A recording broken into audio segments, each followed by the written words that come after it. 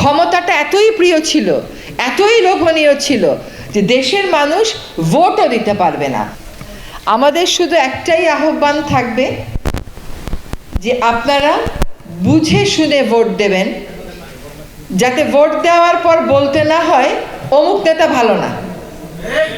নেতা তো আর নিজে নিজে হয়ে যায় না, আপনি নেতা বানান বলেই তো নেতা হয়। তো আপনি ভোট দেওয়ার সময় চিন্তা করতে হবে যে আমার এই নেতা আমার স্বার্থে কাজ করবে না নিজের স্বার্থে কাজ করবে, সেটা চিন্তা করে দেশের স্বার্থে, সমাজের মঙ্গলের সাথে যাকে আপনারা উপযুক্ত মনে করেন তাকে ভোট দেবেন। দ্বিতীয় বিষয়টা হচ্ছে গণভোট। এইটা হচ্ছে একটা প্রেক্ষিত বলি আমি আপনাদেরকে। গত জুলাই আগস্টে যে একটা আন্দোলন হলো, এই আন্দোলনটা তো শুধু শুধু হয় নাই। 53 বৎসর যাবৎ দেশের মানুষ সম্মানিত বোধ করে নাই। দেশের মানুষের একটা বড় অংশ বঞ্চিত বোধ করেছে, তারা সুশাসনের অভাব বোধ করেছে। তারা মনে করেছে তাদের নেতারা তাদের কাছে জবাব দেয় না, তারা মনে করে প্রশাসনের কাছে গেলে তারা ভালো ব্যবহার পায় না, তারা মনে করেছে সমাজের একটা গোষ্ঠী সকল সুযোগ সুবিধা পেয়ে যায়, অন্যরা সারাদিন হাড়ভাঙা খাটুনি খাটে, কিন্তু তারা কোনো রাষ্ট্রীয় সরকারি সুরক্ষা পায় না।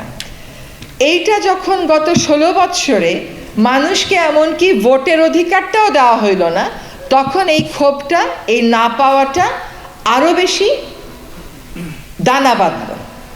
সানশাইন আটা ময়দা সুজি, ভালোবাসায় তৈরি। গত অনেক বৎসর শান্তি মনে ভোট দিতে পেরেছিলেন?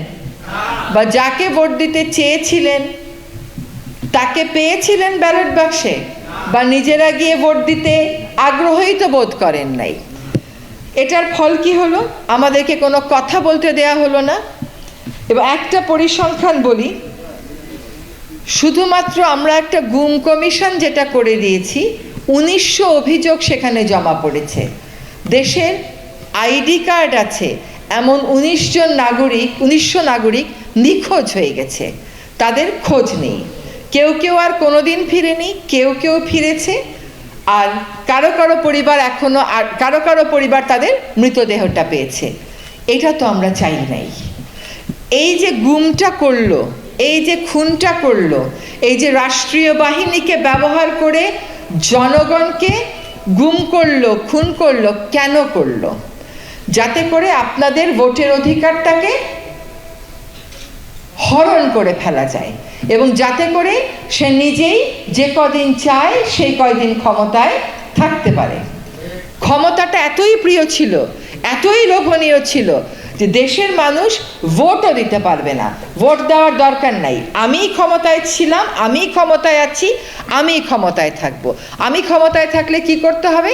আমার যত ক্ষমতা আছে সব জনগণের বিরুদ্ধে প্রয়োগ করতে হবে। সকল রাজনৈতিক দলকে এমনভাবে দৌড়ের উপর রাখতে হবে কেউ যেন আর নির্বাচনে আসারও সুযোগ না পায়। ভোটাররা যেন ভোট কেন্দ্রে গিয়ে খামোখা ভোট না দেয়। খামোখা ভোট দিয়ে লাভ কি? আমি তো নিজেই জিতবো, আমি তো জানি। সেই মেকানিজম তো আমরা করেই রেখেছি। আমরা বিনা ভোটে নির্বাচন দেখেছি, আমরা রাতের বেলা রাতের ভোটের নির্বাচন দেখেছি। আরেকটা রিপোর্ট জমা হয়েছে, সেখানে বলা হয়েছে কেমন করে রাষ্ট্রযন্ত্রকে ব্যবহার করে, যাদেরকে আপনারা টাকা পয়সা দিয়ে বেতন ভাতা দেন তাদেরকে ব্যবহার করে কেমন করে নির্বাচনের ফলটাকে চুরি করে নেওয়া হয়েছে। তো এই যে কোনো কিছু পরোয়া করব না, শাসক গোষ্ঠী কোনো কিছু পরোয়া করবে না, এইখান থেকে উত্তরণের জন্য আমাদের সংস্কার প্রয়োজন।